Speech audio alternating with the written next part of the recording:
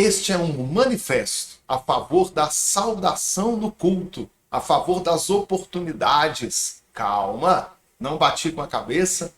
Não esqueci que grandes momentos de vergonha alheia num culto pentecostal vêm da saudação, claro.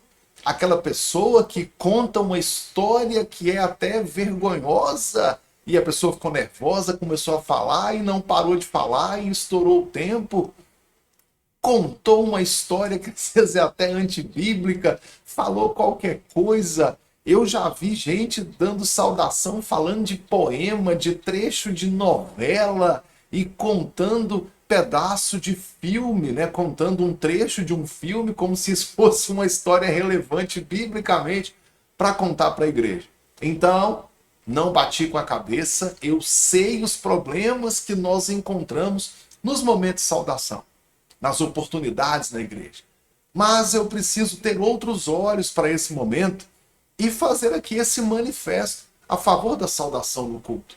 Para quem não sabe o que eu estou dizendo, então cabe revisar. Estou falando daquela liturgia pentecostal, que é um culto feito na prática por muitas mãos. Muitas pessoas têm uma oportunidade de exercer um ato da liturgia. Oração, cântico, pregação, testemunho, uma pequena pregação de 5 minutos, 3 minutos, que eu chamo de saudação, uma oportunidade de canto, de cantar, que não é aquele momento principal, muitas vezes com os hinos da harpa cristã, do inário, ou do louvor da equipe principal da igreja. Acontece que eu preciso lembrar que um dos fatores da expansão do movimento pentecostal, e não só no Brasil, mas no Brasil especialmente, se deu por essa oportunidade. Sim, a oportunidade causou isso. Em que sentido? Eu tenho uma pequena oportunidade de 3 minutos para uma pessoa cantar uma música, para alguém dar um testemunho, para alguém fazer uma pequena reflexão sobre um texto bíblico. E essa pequena oportunidade está qualificando, formando novos obreiros. Concordo que é um método que coloca alguém para que treine na prática. Mas acontece que aquele bom pregador que hoje você ouve e gosta foi alguém que a primeira vez que falou em público foi nessa saudação. Alguém que você hoje gosta de ouvir cantar foi alguém que a primeira oportunidade foi aquela oportunidade de cantar uma música, que desafinou, que esqueceu a letra, que foi tentar lá a saudação e gaguejou e ficou nervoso, deu branco, não deu conta de terminar e ficou aquele momento cinza, né, vergonhoso durante o culto. Mas eu preciso lembrar que esse também é o momento onde eu testo os novos obreiros, onde eu qualifico aqueles que querem uma grande oportunidade. E a partir dali eu tenho confiança para colocar essa pessoa com mais espaço. Então faz parte da formação do obreiro trabalhar nessa pequena liturgia. É alguém que, numa escola dominical, por exemplo, tem a oportunidade de ler o tema da lição. Ele vai ler o tema da lição, chega na frente das pessoas, abre a revista da escola dominical, lê o título, lê a introdução e se senta. E é um grande desafio para muitas pessoas. E alguém que começou dessa forma é alguém que vai terminar, e pode terminar, não estou dizendo que é um caminho seguro e que todos chegarão lá, mas é um pastor amanhã de congregação, talvez de uma grande igreja. E começou ali lendo o tema, lendo o textuário, lendo o versículo base do estudo bíblico de hoje. Então eu faço esse manifesto para que continue nesse momento de oportunidade, para que isso não termine. E aqui eu faço um apelo para os pastores da Assembleia de Deus, a qual eu faço parte, a qual eu sou, né? Alguém que participa da convenção da Assembleia de Deus Madureira, e eu quero que não seja perdido esse tempo, esse momento de oportunidade, porque eu preciso qualificar os crentes e está na raiz pentecostal, da liturgia pentecostal, ceder essa oportunidade. Só que aos mesmos pastores que eu faço o apelo de que não perca esse ponto da liturgia, que também tenham apreço e cuidado com ela. Não é porque eu vou dar uma oportunidade para alguém cantar que eu vou chamar alguém que não sabe cantar, que não se interessa, que não se esforça. Não é porque eu quero dar a alguém oportunidade para uma pequena saudação, uma mensagem no culto, que eu vou fazer isso sem avisar a pessoa previamente, chamando qualquer um de qualquer jeito. Aí eu tenho uma série de problemas no culto. Então vocês, pastores, assim como eu, que cuidam de igreja, não tirem esse elemento do culto. Ele é importante para a formação do obreiro, para que você o qualifique, ensine, mas que faça isso para ensinar de fato. Quando eu quero que alguém tenha uma oportunidade de cantar no culto, eu aviso alguns dias antes, pergunto se a pessoa aceita, e ela vai se preparar ao longo desses dias para que faça uma apresentação bonita, para que se prepare com uma música adequada para o culto, que ela saiba a letra de cor, que consiga cantar, que a sua técnica musical esteja à altura do que a música exige. Quando eu quero que alguém dê uma pequena saudação, faça uma pregação, eu aviso num prazo também saudável, para a pessoa olhar para o texto bíblico, procurar algo que a interessa, ver o que gosta de falar, e assim a pessoa se esforce para que ao chegar no culto e ganhe a oportunidade, que ela esteja preparada para isso. E então exerça aquele treino que fez em casa. Qual que é o problema de muitos pastores? E aqui eu apelo especialmente para os da Assembleia de Deus, que são a minha denominação. Não façam isso a queima-roupa, não façam de última hora. Pelo amor de Deus, aí vocês estão desrespeitando o culto a Deus. Tem gente que é pega de surpresa. O irmão Ricardo, dá uma saudação aqui pra gente. O irmão Ricardo descobriu agora que ele vai ter que, agora, falar alguma coisa. E aí, nessa hora, dá branco, esquece o versículo, não sabe o que fala, vai gaguejar. Pastor pentecostal, pra que isso? Mas o Espírito Santo tem que falar. O Espírito Santo não fala antes, não? O Deus que revelou para João como será o último dia na terra e escreveu lá em Apocalipse, ele não consegue uma semana antes falar para o obreiro o que ele quer que prega lá na saudação, falar para o cantor o que quer que canta lá na hora do cântico? Tem que ser de última hora? Vou fazer isso com você. Vou trazer você para a minha igreja.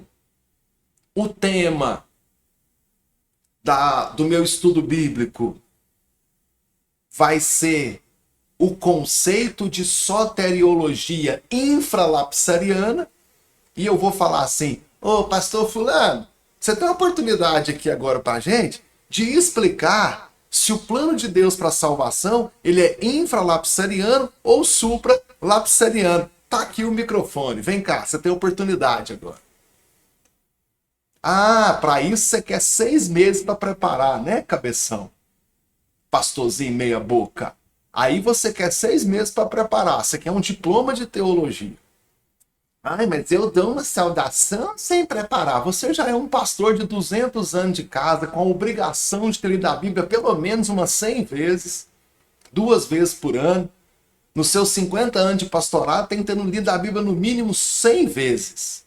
Porque na Netflix você já zerou a Netflix, né? Assistiu tudo que tem. Jornal já leu tudo. Do Lula, do Bolsonaro, você sabe falar até quantos dedos. Então você tem obrigação. Agora, o seu obreiro não. O seu obreiro está começando a vida agora, a vida ministerial. Dá uma chance para ele. Valorize esse momento. E critica, mas no bom sentido, amorosamente. Obreiro, você falou isso, fala aquilo. Você não abriu a Bíblia? Abra a Bíblia. Você demorou. E tenha liberdade de, amorosamente, e ensine a pessoa. Eu faço isso. E eu ainda falo, olha, eu vou te dar a oportunidade e eu vou comentar o que eu achei de bom ou ruim, vou te dar outra oportunidade e assim você vai crescer. Então, se eu acho que a roupa está inadequada, o tempo não foi bom, se exagerou no argumento, se leu muita Bíblia, se leu pouca Bíblia, eu chego na pessoa e falo. Achou ruim, não gostou? Tudo bem, não tem mais oportunidade. Gostou do feedback? Gostou da dica? Absolve melhora e volta aqui. E daqui a um tempo eu tenho bons obreiros. Então, esse é o meu manifesto. Pastores, não tirem a saudação do culto, mantenham lá. Eu preciso dela para qualificar os obreiros, para ensinar as pessoas, para que elas cresçam no ministério e preguem por aí, e novas congregações possam ser abertas, novas igrejas possam ser plantadas e cresça o ministério. Mas, pastores, façam isso com decência, com ordem, com técnica. Avise antes para o seu obreiro, faça ele se preparar, planeje o dia, dê oportunidade, dê o retorno do que você acha, dê oportunidade da pessoa melhorar, e assim todos vão crescer. Se eu tirar a saudação do culto, se eu tirar a oportunidade do culto, como é que eu vou qualificar os novos obreiros? Como é que eu vou ensinar a próxima geração? Ah, mas a igreja fulana de tal não tem saudação, mas também não cresce. Com todo o amor e respeito que eu tenho por igrejas históricas, mas eu tenho 10 Assembleias de Deus num bairro, e eu tenho a cada 2 bairros uma igreja histórica.